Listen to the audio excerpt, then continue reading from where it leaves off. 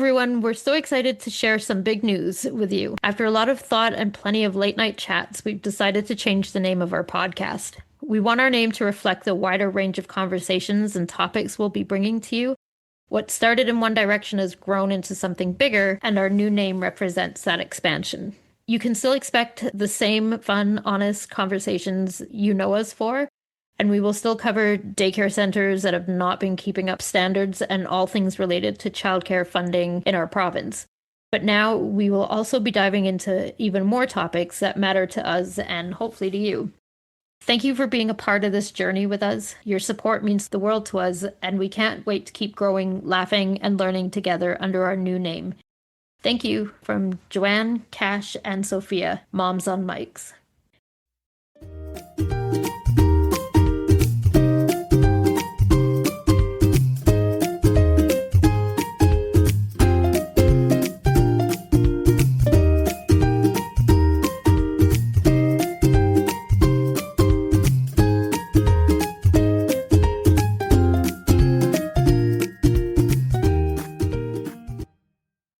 Hello and welcome to Moms on Mics. I'm Joanne.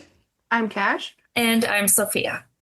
This episode, we are talking about the longest unsolved missing child case in Alberta to date.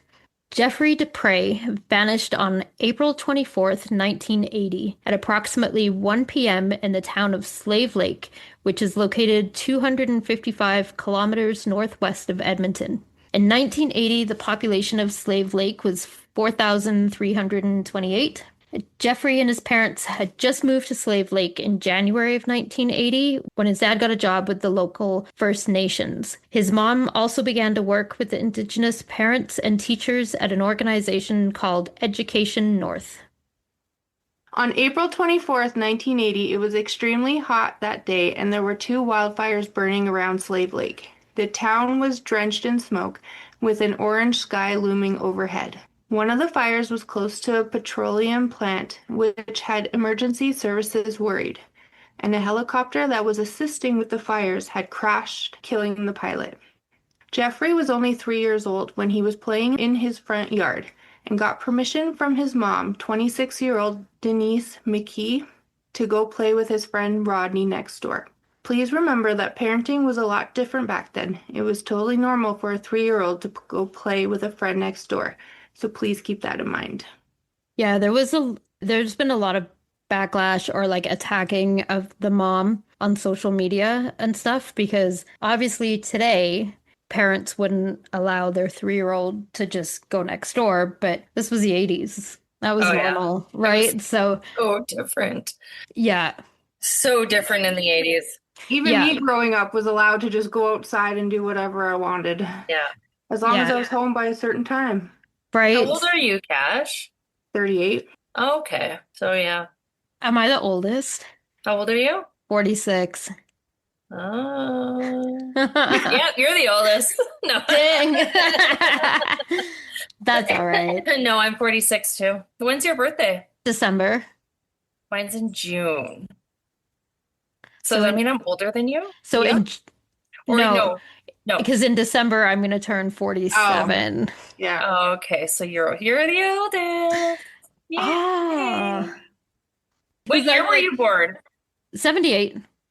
Okay. I was born in 79. Yeah. Yeah, so you're 1 year behind. Okay. Yeah. So am I 45? No. She's turning 47 in December, and you just turned 47, right. Yeah. Huh. I don't know how I feel about that, ladies. That's okay. I'm still the shortest, so there's that. If that makes any difference, I don't know. I'm the tallest, so. Yeah, Sophia, that means you're in the middle for both. I am. Yeah. You're our middle child. I am. But you're probably the most responsible. I know that ain't me. So? I don't think I'm the most responsible. You think I do? I give off responsible person vibes. You do. Oh, God. I'm sorry. I'm sorry to say that. You can smack me later if you would like. Yeah, I'm gonna have to. I think I'm just so immature and irresponsible that everybody seems more mature and responsible than I am. Like I would say even Cash that you're more seem more responsible than I do. I just can't keep my shit together, so we're good. Denise went downstairs in the family's home to flip the laundry into the dryer. She then heard Rodney's dad call for him to come inside. She looked out the window but didn't see either of the boys, so she assumed they had gone inside. After 15 to 20 minutes, the doorbell rang and there was Rodney. He asked where Jeffrey was. Denise called the police around 1:45 p.m., but they told her they were busy and to keep searching by herself and ask neighbors to help. The police suggested the police suggested that Jeffrey had simply wandered away. At that time, the police waited 24 to 72 hours before searching for a missing child. Denise called the police again at 2:45 p.m. and they showed up an hour later.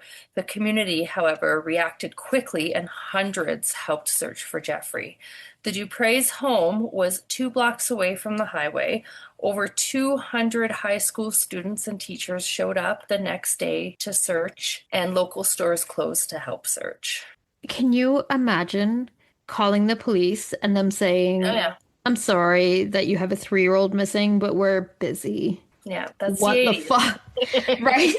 And then Yeah. waiting 24 to 72 hours for a 3-year-old.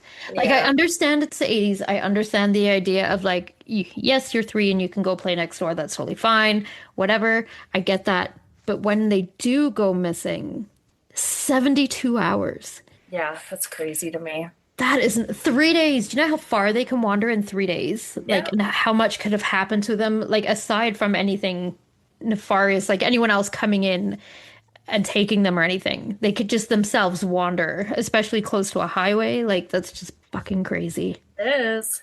Okay, so the police refused urgent requests from Denise that the existing roadblocks coming in and out of town to be used to search the cars and ensure that Jeffrey wasn't in one of them. Like there was a wildfire going on, so they had roadblocks and stuff. So there was no reason they couldn't have just looked in those cars, right? Like just Yeah. have a quick look in the window. Whatever. Like it takes 2 seconds extra. Like it's already conveniently there for you anyway. Not to mention the fact they don't want to look for this child that's 3 years old when there's a fucking wildfire. Hello.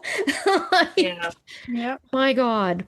So Jeffrey was left wearing a red and navy blue jacket and dark pants. It's also documented that he was last seen wearing a long sleeve beige shirt with brown trim, rust-colored pants, and dark brown orthotic shoes. His height is 3 feet, so 91 centimeters. Weight was 30 to 35 pounds, which is 13.6 kilograms. Hair is curly blonde, darkening to brown, and eyes are gray. Search efforts included ground searches with volunteers and dogs, canvassing the neighborhood, RCMP aircraft, and divers searching local water bodies. A request was made from the search center for the armed forces to help with the search, but the RCMP denied the request. Denise spoke to the media explaining that the RCMP said they believed Jeffrey had wandered into the bush, but they refused to search the bush and refused to ask the armed forces to help. So if her son died in the bush, the RCMP was to blame. Shortly after, the armed forces came to help with the search. Sadly, nothing was found. Denise eventually became the primary suspect after being questioned and even asked to take a polygraph test. The police interrogated her, even telling her the stages of how her son's body would decompose and the animal that would rip her toddler son's body apart, even though no body was ever found. Decades later, RCMP confirmed she passed the test and was ruled out as a suspect back in 1980, but she was never told. Can you imagine being a mom sitting in front of these police and your child is missing? So you're freaked out, you're devastated, and they're explaining to you how decomposition works and the stages of decomposition that your child would be in at that time. Are you like, what the hell?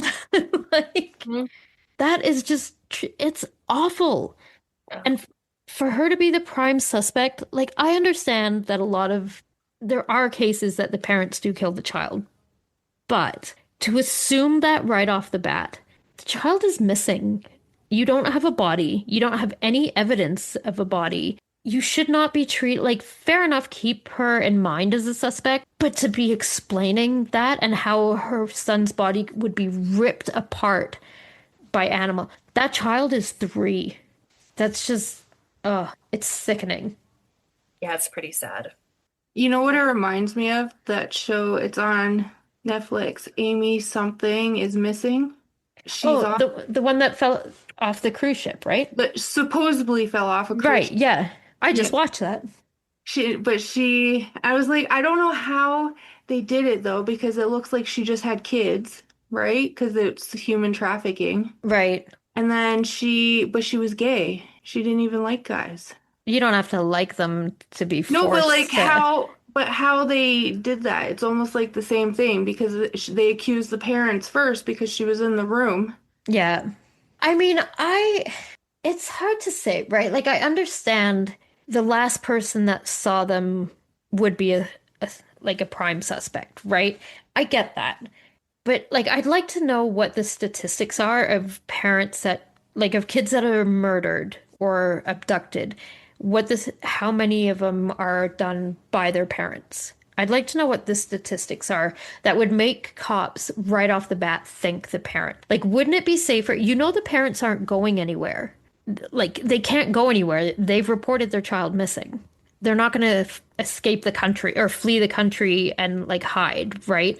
So why not look at everybody else first and then circle back to the parents later if you don't get anything? Why initially assume it's the parents? It just seems so lazy to me, right? Like, you can always come back to them. They're right there. But the other people you can't.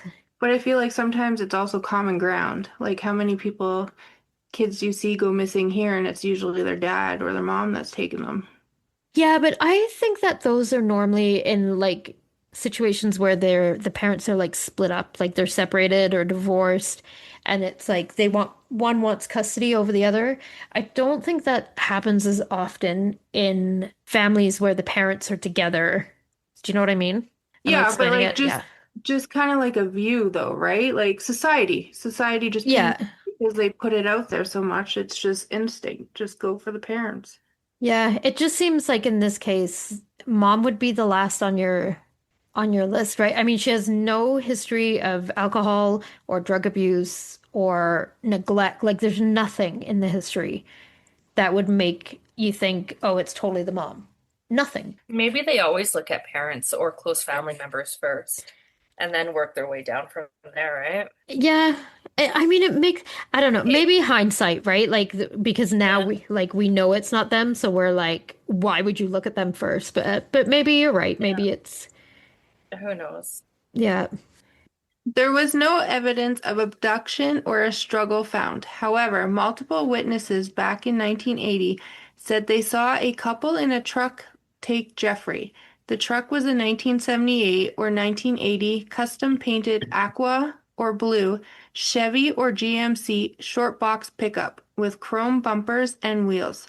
The license plate has been reported as an Alberta Northwest Territories or vaguely U.S. plate. The woman seen walking with Jeffrey was attractive, in her 20s, 5'2", 110 pounds, with shoulder-length brown hair.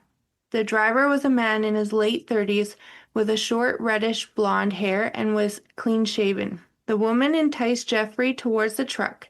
Once he was close, she grabbed him, put him in the cab of the truck, and then the truck quickly fled the scene.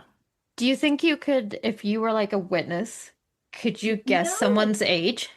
Well, yeah, to be watching them that closely, kidnap a child. Right? Right, Yeah. like I Oh, don't. yeah. My brain went like, I don't know if I could guess how old they are, but yeah. But why? Like, you're right, though. Duh. Like, maybe don't watch them kidnap someone. Right? I mean, maybe they just didn't realize what was going on, Oh, maybe. but But yeah, I it's a wouldn't be small able to town, guess. right? Yeah, I wouldn't be able to guess their ages, I but would be terrible. I'd be like, it might have been a girl or a boy. They might have been 20 or I don't know, 60. Like, I would be so bad at that. Same with the height. I would be like, maybe they're taller than me. Maybe they're my height. That's that's where I have the advantage. I'd be like, they were definitely taller than I am. So that's 5'1" and over. I would be so bad. I don't even think that I could describe my husband to like a police sketch artist. no, I couldn't either. Right? And he makes fun of me all the time for that. Because I'm like, I couldn't describe you. I'd be like, he's got two eyes. He definitely has a nose and a mouth. You're welcome. He's got blonde hair. But that's it. I don't know. Like they're like when you see it on TV, they're like, they have shallow setback eyes. Yeah. What? What is that? Yeah. He's got eyes. They're two. The ball's around. I don't know what to tell you. That would be It's tough. But you know what? They do say like eyewitness accounts are very unreliable, and that is probably why. yeah. Yep. Yeah, Yeah. I would not make a good one, that's for sure. No, neither would I. Neither would I. I always wonder how they get those sketches out so Right? perfect. Because I'm like, I couldn't. Well, in the Stephen Avery one, right? Have you seen that show, Making a Murderer? They traced Yeah. his picture, Yes. and like while the witness or whatever was like describing them.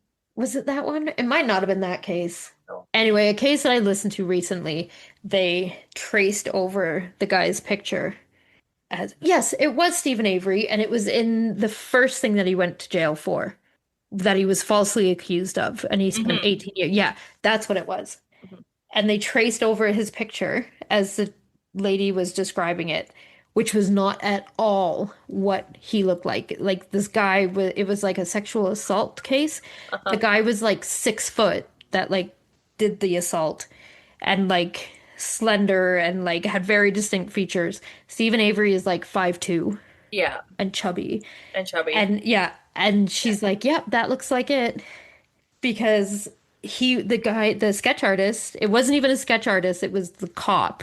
And he just literally had the picture, like Stephen Avery's picture, underneath his piece of paper and was tracing it.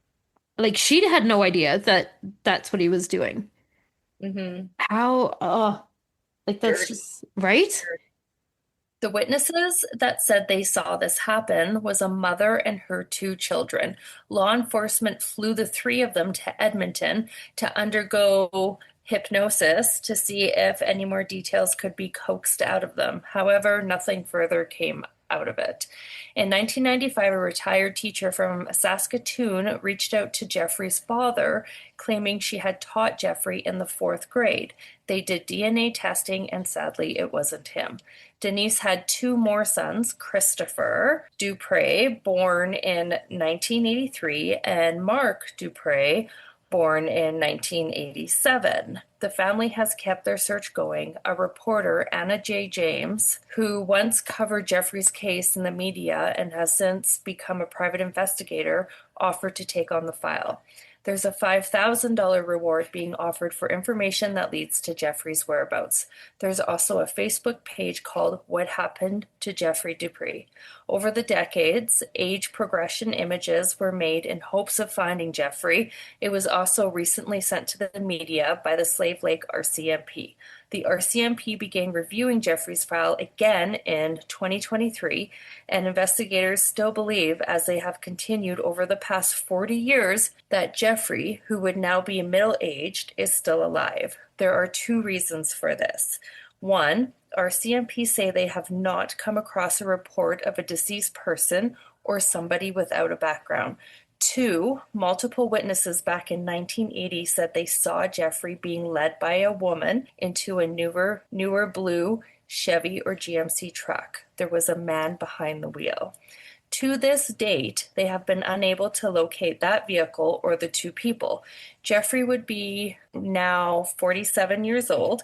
He might not know who he really is. He may also have glasses or walk with a limp. You've probably moved around a lot in your early life. Maybe you even feel like you're different from the rest of your family. You wouldn't have any baby photos, police said. Regardless of what happened to her little boy, Denise McKee just wants some answers so her family can have closure. I want to know, she said. I want to know for sure. Hey, can you see this picture? Huh. That's Yeah. that's him at Yeah, 3. yeah, And then yeah, yeah. when I first saw that picture, I'm like, oh, I know that guy. Yeah, you know what? He looks familiar to me Right? too. I I don't know can why. I cannot place him. I cannot, but I don't know if he just has that face, right? That like Yeah. the type of face that it's like, oh yeah, I know him, but you don't actually. It just has like that familiar face. But for Yeah. whatever reason, I was like, hey, wait. Hmm. But he looks so familiar. It is driving me nuts where I know this face from. And I Yeah. mean, it could be as simple as like I've seen it on the news Yeah. and don't Yeah. remember, right? But I'm like, oh my God, like it's driving me crazy. Yeah. That would be hard though. Like, of course you'd want to know, right? Like, and I've heard lots of interviews with the mom, and I just can't help but feel so bad for her, Yeah, it's pretty terrible. I feel terrible for her. I right? can't imagine. It's awful. So it wouldn't be for 16 years after Jeffrey's disappearance that the Amber Alert system would be created, and another 6 years after that for Canada's system to be launched in December of 2002, which is crazy. I thought it had been around forever, but I guess not. With Alberta being the first province to implement a province-wide system. The National Amber Alert System has played a crucial role in the rescue of over 1,000 children since its inception. The Amber Alert System provides the public with immediate and up-to-date information about a child abduction via widespread media broadcasts on television, radio, and wireless devices, and solicits the public's assistance with the safe and swift return of an abducted child. The goal for an Amber Alert is to involve as many community members as possible in search for the abducted child, each community member becoming the eyes and the ears of law enforcement. In Canada, Amber Alert programs are provincially operated, which most provinces have Amber Alert committees. Only law enforcement can issue an Amber Alert. Amber Alerts are sent out through the Alert Ready Emergency Alert System, reaching Canadians through a number of mediums, cell phones, television, radio. Criteria for using an Amber Alert may vary from province to province, but the basic requirements include the child is under the age of 18, a belief the child has been abducted, a belief the child is in grave danger, information is available that may help locate the child and or the abductor. Example, description of the child, the suspect, or the vehicle driven by the abductor, and the alert be issued within a reasonable amount of time from the moment of the abduction. Issuing an Amber Alert can be a very important tool in helping to locate a child and suspect. It is important to remember, however, that these alerts are not appropriate in every circumstance, and their continued effectiveness depends on ensuring they are only used in cases that meet the criteria outlined above, and where time is of the essence. Okay, so if you would like to learn more about Jeffrey Dupres' story, True North True Crime podcast did a fantastic job of telling Denise and Jeffrey's story. The Missing and Unexplained podcast also did a great job. And you can donate to the GoFundMe at gofundme.com/f/still-missing-Jeffrey-Dupres. That's it for Moms on Mics this week. Don't forget to follow us on Instagram at Moms on Mics Podcast, on TikTok at Moms on Mics, and join our Facebook group, Moms on Mics. If anyone has any topics you want us to cover, or if you have any questions or suggestions, you can email us at momsonmic@gmail.com or submit through our website, momsonmics.com. We would also appreciate it if you could rate and review us on whatever platform you're listening on. It really helps the podcast move up on their charts so it gets more exposure. Hope you join us again next week. Goodbye. Bye. Goodbye.